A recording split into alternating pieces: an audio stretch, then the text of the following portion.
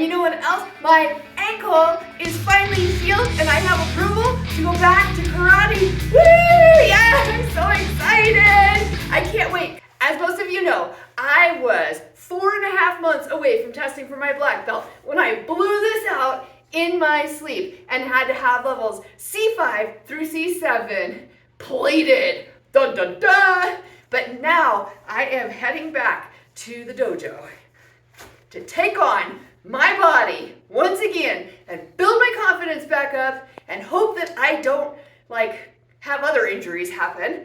And I am so excited! Woo! I can't wait, I can't wait, I can't wait. Hopefully in May I can test for my black belt. Cha! Yes! Huh! Yeah! I can't wait to do this. I'm off to go work out. Bye! Woohoo! I'm back from my karate class and it was so much fun. And even better, my body did fabulous. So I'm super excited. I was able to manage the different exercises and things that we do and follow my PT's guidelines and my neurosurgeon's guidelines. And Sensei was allowing me to modify whatever I needed to modify to keep myself safe. Because after all, I am still growing bone from my C5 through C7 ACDF fusion surgery. So the bone will still be solidifying for at least another 4 months, but probably up to 2 years is what the doctor had said. So another year and 4 months, I suppose. Although I had a really amazing time, I did run across some mental issues that were really hard for me to manage. I'm used to jumping and having all this high impact stuff and taking people down and being thrown down and doing falls and rolls and things like that, and can't do that anymore. So modifying that made me feel a little awkward, I have to say. As an assistant teacher and a junior black belt, I like to be a role model for the other kids in the dojo and even the other adults. And I feel a little awkward as a role model where people are looking at me and looking up to me when I'm not able to do some of the exercises. I know intrinsically that everyone understands, but at the same time, it's one of those negative self-talk things that I will need to work on. I also feel like I'm letting people down, especially my partners when we do partner work, because I am not allowed to take an impact while holding a pad. And we do a lot of pad work in the dojo. So I have to have somebody else hold the pad for my partner. And that just feels kind of icky because my partner can hold a pad for me. I'm not allowed to hit that pad really hard either. So I'm having to pull my punches at the last second. So that's a little weird. I also feel like for the black belt test, there are going to be a lot of things that I can't do. I'm not allowed to spar. I'm not allowed to grapple. I'm not allowed to do takedowns or be taken down and do the high impact jumps that we have and things like that. And I feel in a way that I don't want to be different in this test. And somehow my mind is like, oh my gosh, you're going to have an easier black belt test than everyone else because you can't do all of these things.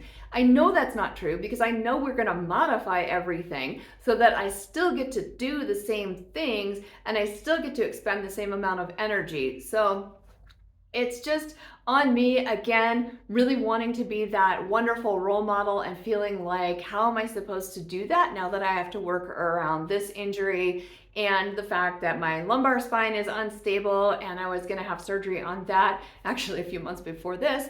And then I fired the surgeon and then found some PT that worked really good and all of that. So that was a long story.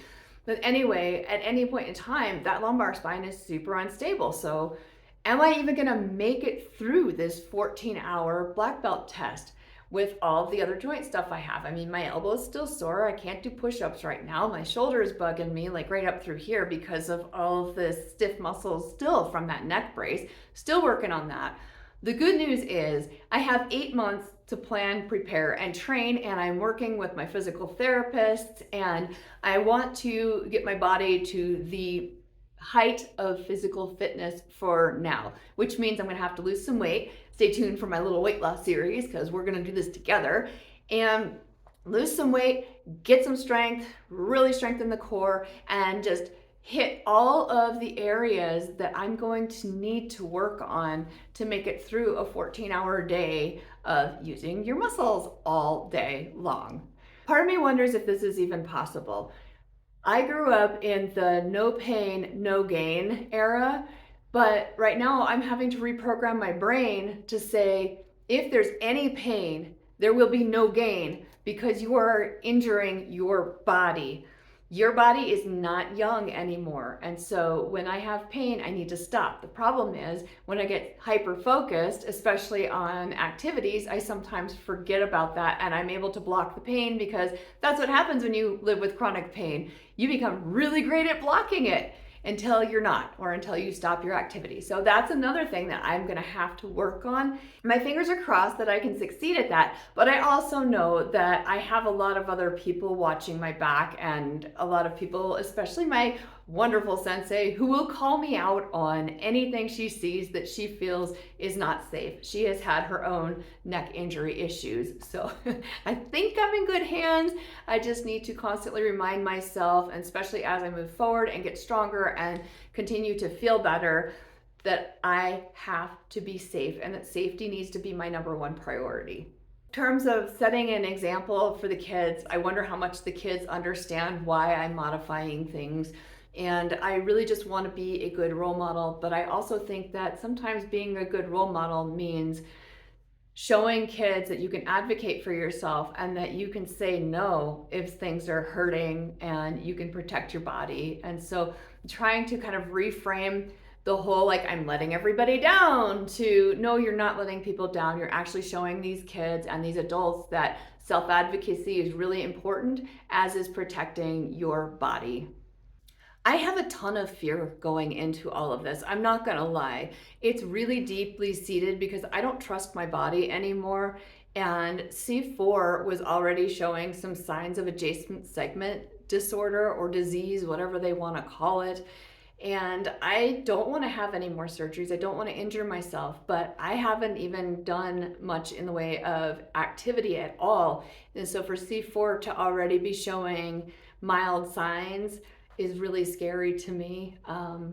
So I guess I'm just gonna have to live my life. My doctor told me not to worry about it. Of course I am worrying about it because I know me, but I am going to do my best to put that on the back burner and just stay as safe as I humanly can and move forward that way. I think the biggest thing is just getting into a mindset that's positive and taking it a step at a time and rebuilding my body from the ground up. I am still in physical therapy for my feet and my ankles. After that, I will be in physical therapy for the upper extremities to deal with this issue and this issue. And then after that, I'm gonna head back for some lumbar PT. And as I do this, I feel like each part of my body will get stronger and stronger so that by the time 8 months comes and I'm out there testing for my black belt, I have the best possible chance of making it through this test and making it through injury-free. I guess I'm gonna have to cross every bridge as I come to it, and fingers crossed I make it through the day. Fingers crossed I make it up to the day with no injuries, because I'm kind of tired of this. Thank you so much for watching. I hope that I am inspiring you to go out and try something or complete something that you've always wanted to do. Testing for my black belt in karate has been on my bucket list since I was about 10 years old.